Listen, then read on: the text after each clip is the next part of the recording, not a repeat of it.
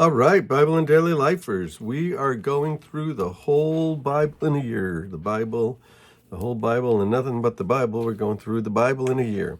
And we're saying at 230 miles an hour. We're on the bullet train, watching the scenery go by pretty rapidly. We're not able to get into the weeds and see what's down there in the dirt, but we're getting the big picture.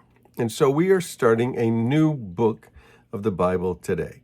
And there's so much in this book that it's going to be a little hard to go over it real fast, but we're going to get through it in relatively quick time.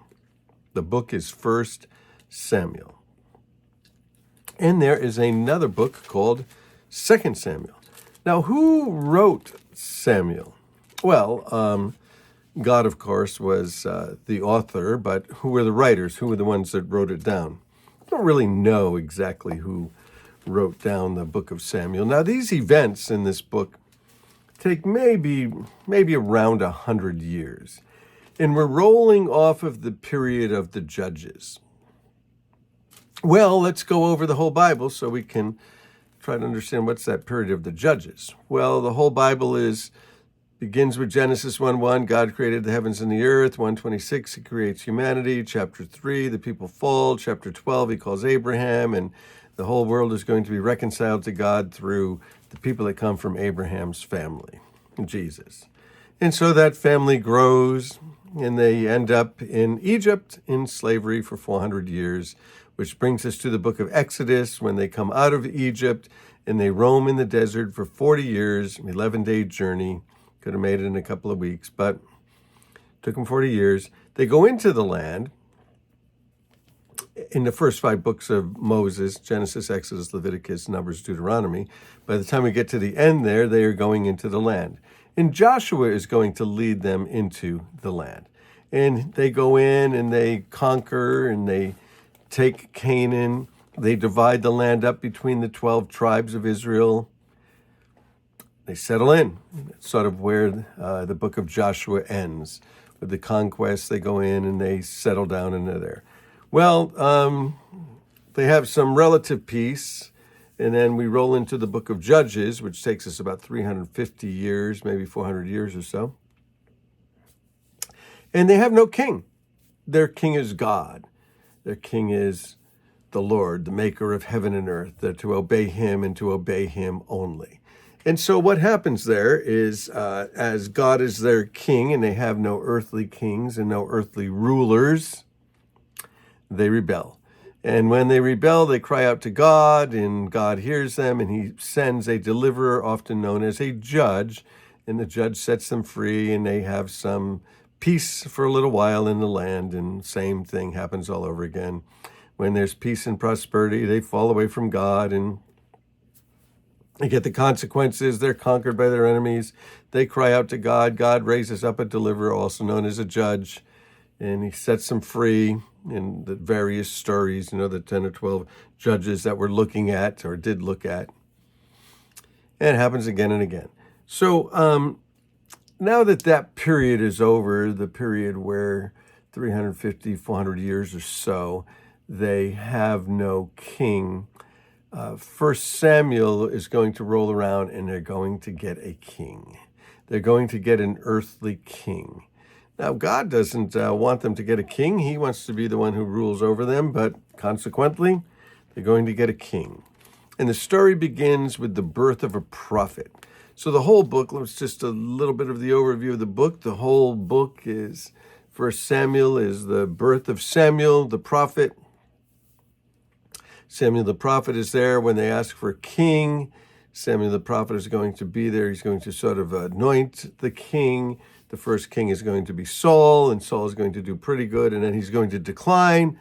And then the second king is going to be David. We're going to read about him in 1 Samuel, and he is going to do well, and then he's going to have sort of a really big crash at the end. So let's just look at some of the opening chapters and see how much of it we can get. And once we get the opening chapters, maybe take us a couple of sessions, then we'll move a little bit rapidly through the rest of the book. So it says there was a certain man, a Zuphite from the hill country of Ephraim. His name was Elkanah, the son of Joram, the son of Elihu, gives the names of all of these people. He had 2 wives. There's a lot of polygamy going on there. Now, God doesn't command polygamy by any means, and polygamy is a problem, but this man had 2 wives. One was called Hannah, the other Peninnah. Peninnah had children, but Hannah had none. How do you think Hannah feels? So year after year, this man, he went up from his town to worship and to sacrifice the Lord Almighty at Shiloh. So every year they would take a pilgrimage and they would go and they would worship the Lord there. And of course, going to Shiloh was probably quite the adventure, right? Bringing the family, bringing everyone with you, leaving your town and going to Shiloh. And then all of these hundreds, thousands of families gathering at Shiloh. Probably a blast for the kids, right? I mean, the kids probably just totally loved it, camping out and eating there, and, the adults worshiping the Lord. And so year after year, the man went from his town to worship and to sacrifice to the Lord at Shiloh, where Hophni and Phinehas, the 2 sons of Eli, there's this guy, Eli, the priest of the Lord. So he's there, and when they go there, they go to sacrifice. The priest Eli is there, and there's his boys. And whenever the day came for Elkanah to sacrifice, he would give portions of the meat to his wife, Peninnah, and to all of her sons and daughters, because she had kids, the other one didn't, remember? But Hannah, he gave a double portion because he loved her. And the Lord closed her womb. And because the Lord had closed Hannah's womb, her rival kept provoking her in order to irritate her. He used to bug her. I got kids. You don't have kids. Probably not quite like that, but you know how the little rubs and... Well, this went on year after year, and the poor lady, is just bothered she does not have any kids, and this other lady just sort of digs into her. And whenever Hannah went up to the house of the Lord, her rival provoked her until she wept and she wouldn't eat. Really, she's quite the bully to her, right? And her husband Elkanah would say to her, Hannah, why are you weeping? Why are you weeping? Why don't you eat? Why are you downbeat? Don't I mean more to you than 10 sons? And she was like, well, sure, but you don't live in my skin.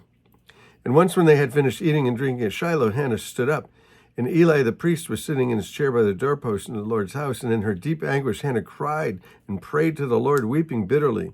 And she made a vow and she said, Lord, if you look on me and your servant's misery and remember me, and don't forget your servant, but give me a son, then I'll give him all the days of his life to you. No razor will be on his head. He will take what's called a Nazirite vow.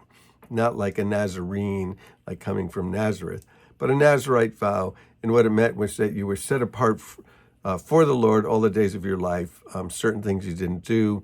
You wouldn't drink wine. You wouldn't have anything from the grapevine, cutting hair, some of those kinds of things. And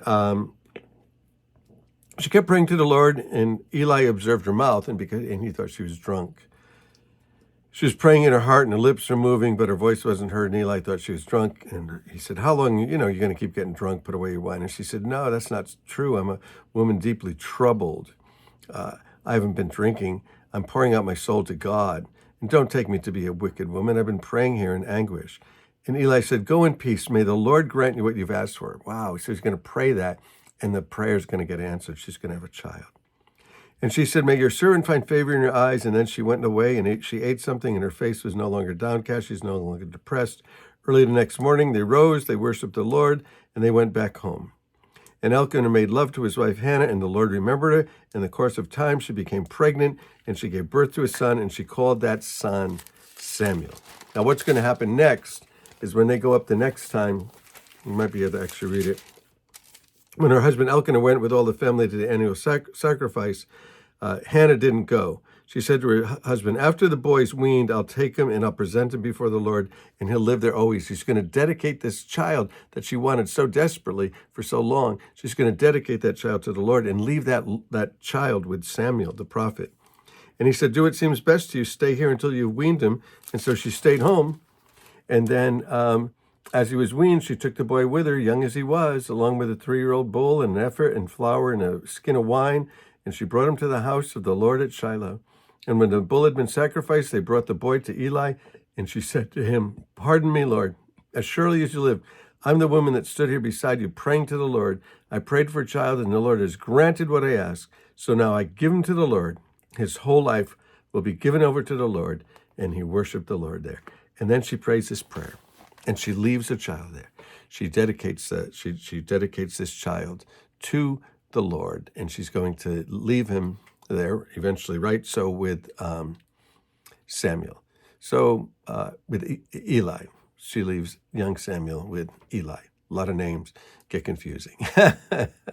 So we're going to continue the story and see what goes on with that and build the foundation for 1 Samuel and 2 Samuel. Hey, bless you guys. Love you. We'll keep going through the Bible, 230 miles an hour. Zoom, zoom, beep, beep. Here comes the Bible train. Bless you.